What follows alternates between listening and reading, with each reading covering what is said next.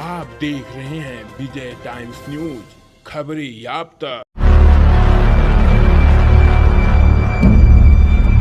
आएगी आएगी आएगी बहन जी तुम्हारी याद आएगी।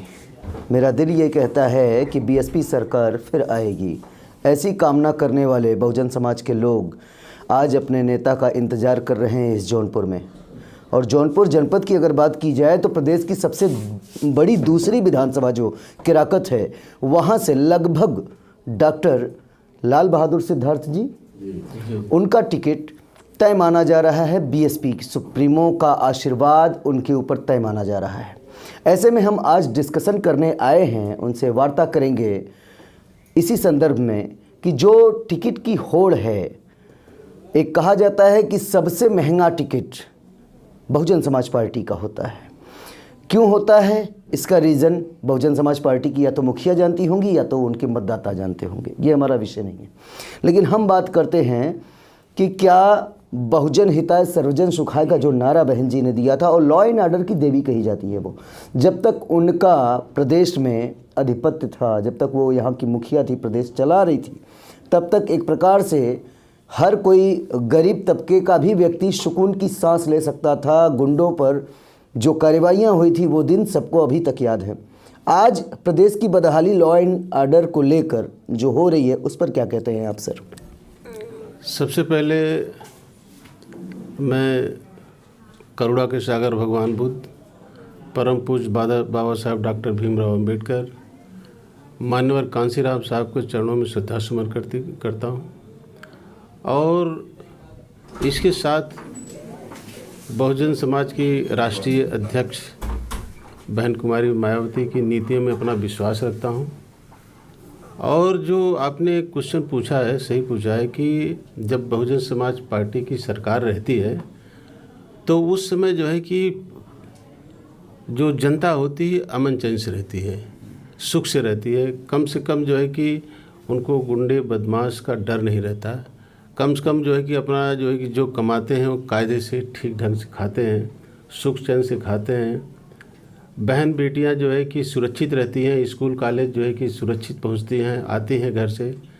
लेकिन जो है कि जब से बहुजन समाज पार्टी की सरकार नहीं है, तब से जो है कि लॉ एंड ऑर्डर तो एकदम ख़त्म ही हो चुका है। बहन बेटियों की इज्जत सुरक्षित नहीं है। लोग जो है कि कहीं भी निकलते हैं, भय का वातावरण बना रहता है उनके दिमाग में, उनके जो है कि जहन में, कि हम जो है कि बाहर निकल रहे हैं, सुबह शाम को जो है कि सही ढंग से पहुंच पाएंगे कि नहीं पहुंच पाएंगे, ये सब जो है कि उनके दिमाग में भरा रहता है। इसीलिए जो है कि जनता ये चाहती है कि इस बार फिर बहन जी की सरकार आए और जो है कि लोग अमन चैन से जो है कि अपनी रोजी रोटी चला सके, अमन चैन से रह सकें, बेटी बहुएँ जो है कि सुरक्षित रह सके, स्कूल कॉलेज जो है सुरक्षित आ जा सके। इसलिए मेरा एक सवाल आपसे और रहेगा कि दिन प्रतिदिन जो आपके कैडर थे बहुजन समाज पार्टी के, लाइक दैट नसीमुद्दीन सिद्दीकी, बाबू सिंह कुशवाहा, बादशाह सिंह जैसी तमाम वो लिस्ट है, फेयर लिस्ट तैयार है कि जो लोग अब आपकी पार्टी को बाय बाय कह चुके हैं। क्या कारण है कि एमपी एमएलए की जो जीतते हैं बीएसपी से, लेकिन वो किसी और के हो जाते हैं और बहन जी भी उस पर कोई प्रतिक्रिया देती नज़र नहीं आती, उनको रोकना नहीं चाहती? ये कंट्रोल डैमेज अगर आप करेंगे, आपकी सुप्रीमो करेंगी डैमेज कंट्रोल, तो कैसे? बहन जी की जो सरकार है, बहुजन समाज पार्टी जो है, एक पार्टी के साथ साथ ही मिशन भी है। जो लोग जो है कि मिशनरी नहीं होते, जो लोग इसका मिशन नहीं समझते, खाली वो नेता बनने आते हैं।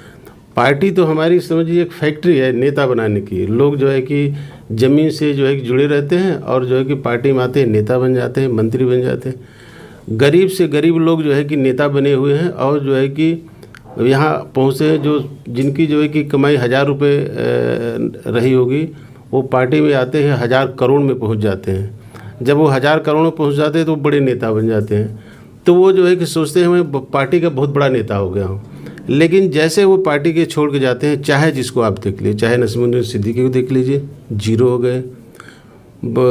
स्वामी प्रसाद मौर्य थे, बड़े नेता थे, दूसरे नंबर के नेता थे, उनको कोई पूछने वाला नहीं है। जो बसपा में जो दहाड़ते थे, आज जो है कि उनकी आवाज़ ही बंद हो गई है कि उनको कोई आज देख नहीं पाता। जो सुनने की बातें छोड़ दीजिए, उनकी आवाज़ दब गई है।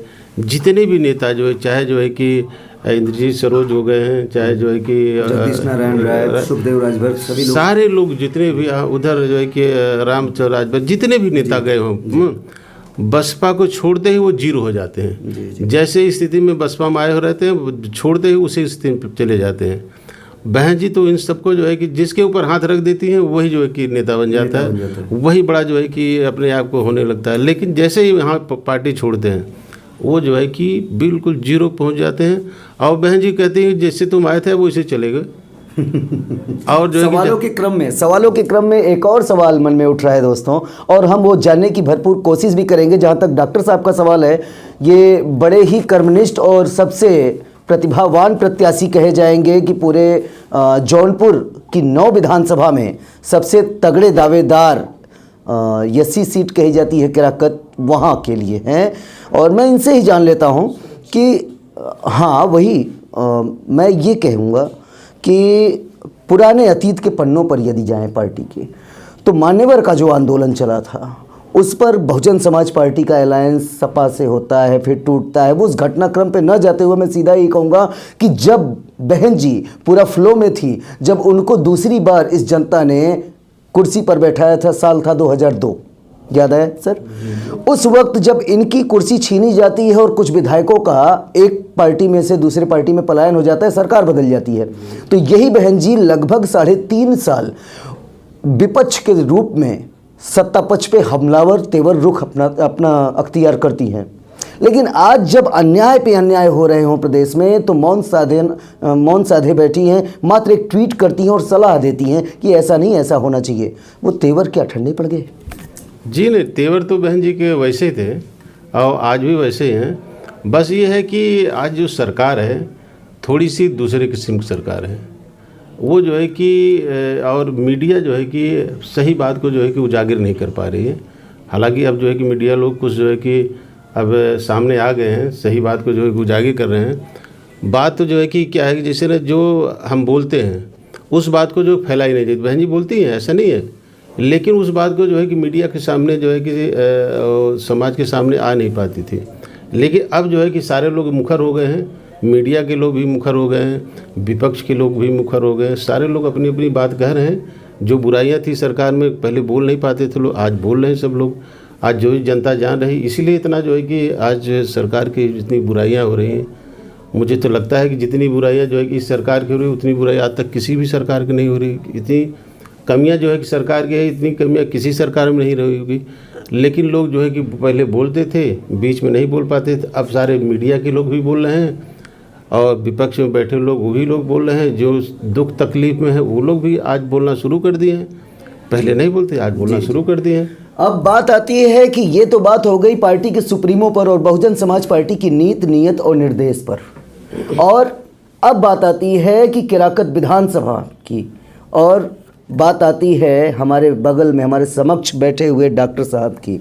सर, आपके सिटिंग एमएलए जो हैं दिनेश चौधरी जी, वो कहते हैं कि उन्होंने 4.5 साल के कार्यकाल में 400 किलोमीटर सड़क बना दी है। इस कथन को आप कहाँ तक सत्य मानते हैं? वो तो भाई वो कह रहे होंगे, जनता सुन रही होगी और जनता देख भी रही होगी। इसमें तो मैं समझिए कि मेरा कहने के लिए कुछ बचा ही नहीं है, तो जनता खुद ही देख रही होगी, जनता खुद ही बताएगी। एक और का बयान सुनाता हूँ मैं। आपके ही दल से उभरे नेता और उनके पिताजी भी उसी कॉन्स्टिट्यूएंसी से एक बार विधायक रहे 7 से 12 तक, दीपचंद राम, अब वो समाजवादी पार्टी में अपने दल का विलय कर चुके हैं। बहन जी से खासी नाराज़गी जताते हैं और वो यहाँ तक कहते हैं कि मान्यवर के आंदोलन को बेचने का काम किसी ने किया तो सिर्फ बहन जी हैं, और बहन जी हमारे उत्थान के लिए नहीं, निज हित में लगी रहती हैं। जिससे मैं क्षुब्ध और नाराज़ होकर सपा में गया हूँ और मैं बीजेपी में भी गया था, मेरी बातें नहीं मानी गई। आज क्या इन बातों पे माना जाए कि ये इनके कथन में सत्यता है? सत्यता तो कुछ नहीं, क्योंकि वो खुद ही जो है कि मान्यवर साहब की बात को नहीं माने। मान्यवर साहब की बनाई हुई पार्टी बहुजन समाज पार्टी है। अगर उस पार्टी का कोई विरोध करता है, उससे जो एक हट के जाता है, तो खुद ही जो है मान्यवर साहब का जो विरोधी है। जब मान्यवर साहब का विरोधी है तो खुद ही समाज का विरोधी है, तो उससे कहाँ जो है कि आशा किया जा सकता है। फिर उसको ये बोलने का कोई अधिकार नहीं है कि बहन जी क्या कर रहे हैं, क्या नहीं कर रहे हैं। विधानसभा का विधायक बनने के बाद आपकी प्राथमिकता क्या होगी? यहाँ पे जो है कि हमारी प्राथमिकता ये होगी, मैं डॉक्टर आदमी हूँ, सर्जन हूँ, मैं दिल्ली से लौट के आया हूँ। मैं जनता के सबसे पहले स्वास्थ्य पे ध्यान दूंगा। और माननीय बाबा साहब डॉक्टर भीमराव अम्बेडकर कहा था, शिक्षित बनो, संगठित रहो, संघर्ष करो। तो मैं सबसे पहले उनकी बात को ध्यान में रखूँगा कि जनता को, वहाँ केराकत की जनता को शिक्षा पे जो है कि विशेष ध्यान दिलवाऊँगा। शिक्षा की जितनी भी जो है कि सुविधाएं होंगी मैं देने की कोशिश करूँगा, दिलवाने की कोशिश करूँगा। और उसके बाद जो है कि जनता के बीच में हमेशा बना रहूँगा। आज भी बना रहता हूँ, पहले भी बना हूँ। स्वास्थ्य और शिक्षा पर मैं विशेष ध्यान दूँगा। मैं आपकी विधानसभा में लगभग 10 से 12 ओपिनियन पोल कर चुका हूं जनता के बीच, और 10 अलग अलग हिस्सों में। आखिरी प्रश्न के रूप में पूछ रहा हूं डॉक्टर साहब, मुझे इस चीज़ का जवाब दीजिएगा कि जनता कड़ी टक्कर मान रही है पक्ष और विपक्ष में, जहां पर तीसरे पायदान पे आपकी पार्टी, इससे इनकार तो नहीं किया जा सकता कि इस समय की जो स्थिति है, लेकिन अगर आपके प्रति रुझान बढ़ती है किन्हीं बातों को लेकर कि योग्य पुरुष हैं इसको लेकर, या लोगों में अवेयरनेस फैलाते हैं, जागरूकता अभियान चलाते हैं, तो क्या आप इस बात से इनकार कर सकते हैं कि हमको टक्कर नहीं, हमको एक तरफा प्रचंड जनादेश मिलेगा हमारे विधानसभा से? जनता का जो है कि विश्वास, जनता का प्यार मुझे मिलेगा, मुझे विश्वास है। क्योंकि मैं जो है कि जो पार्टी की हमारी जो कि जो वहाँ जनाधार है वो अभी भी कम नहीं हुआ है। पहले जितने वोट मिलते थे अभी भी उतने वोट मिलते हैं, उससे ज़्यादा पिछली बार मिले, हमेशा वोट बढ़ते ही रहे हैं। और मैं अपनी तरफ से जो जनता के बीच में जो अभी तक रहा हूँ, उनकी बीच में उनकी सेवा किया हूँ, उनके स्वास्थ्य लाभ पहुँचाया हूँ, उसका भी मुझे लाभ मिलेगा। और इसके दोनों के साथ साथ जो है कि मुझे वहाँ पे जो है कि जनता का पूरा विश्वास, प्यार मिलेगा और जीत भी मुझे जो है कि हासिल होगी। तो ये थे हमारे साथ प्रत्याशी बहुजन समाज पार्टी, जिन पर बहुत कुछ बातें निर्भर की जाती हैं, क्योंकि एक बड़ी तादाद में बहुजन समाज का वोट है वहाँ पर केराकत विधानसभा की अगर बात कर ली जाए। और इन्होंने ये आसार जताया है कि हर हालत में जनता हमें सहयोग करेगी और हम निस्तत्परता के साथ उनकी सेवा में लगे रहेंगे। अपने आसपास की खबरों को देखने के लिए हमारे चैनल को सब्सक्राइब करें तथा बेल आइकन को प्रेस करना ना भूलें, ताकि हर खबर पहुंचे आप तक।